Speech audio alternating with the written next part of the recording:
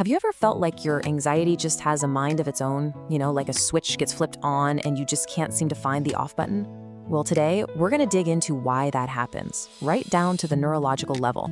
And we'll explore how a surprisingly ancient practice might just be the key to resetting that very switch. So let's get right into it. So many of us who struggle with anxiety end up asking ourselves this exact question.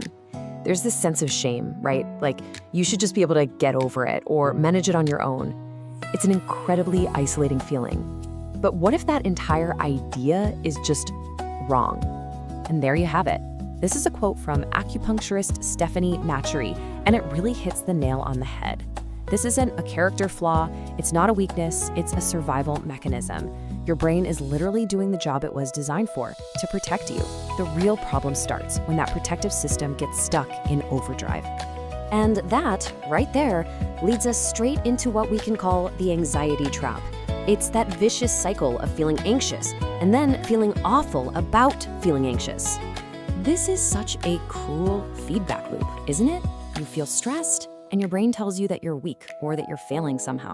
But that feeling of failure, well, that's stressful too. So it just adds more fuel to the fire. It's a physiological problem that creates an emotional one, which then just makes the physical problem even worse. So, what is actually going on inside your head when this happens? Because it's not just a feeling, it is a physical state. Let's talk about the science behind your brain's built-in survival mode.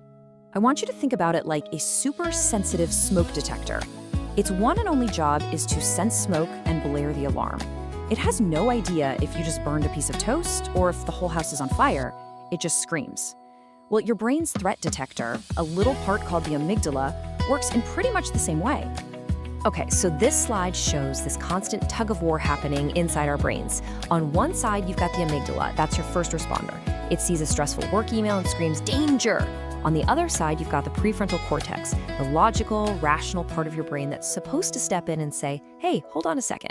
It's just an email. We're okay." But here's the kicker.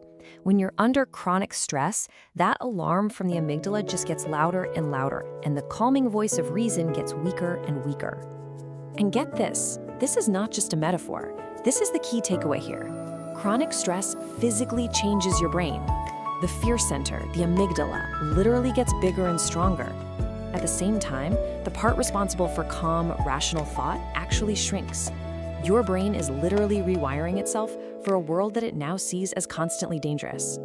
So if the stress response is the gas pedal, floored to the metal, what's the brake? Well, thankfully, our bodies have one built right in. Let's meet the absolute star of the show here, the vagus nerve.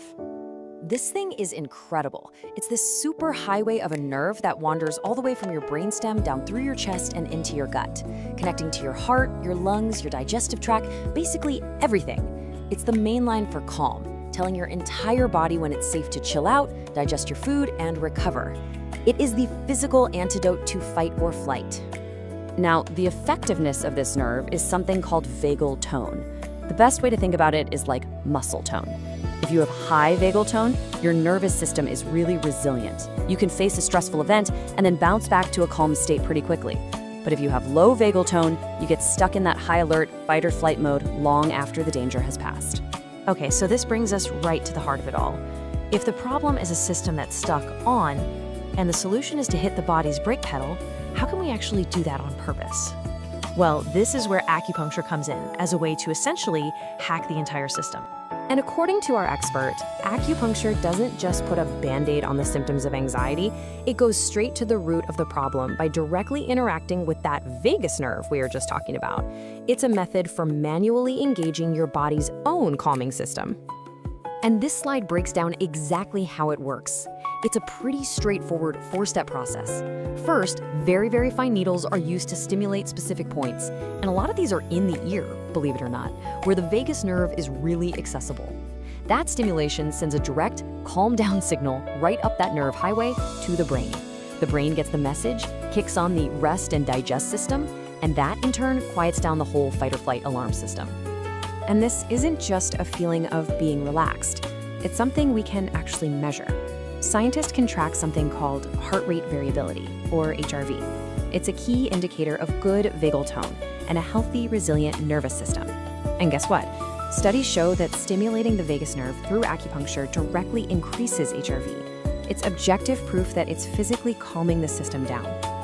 But, the real goal here isn't just about feeling better for an hour during a session.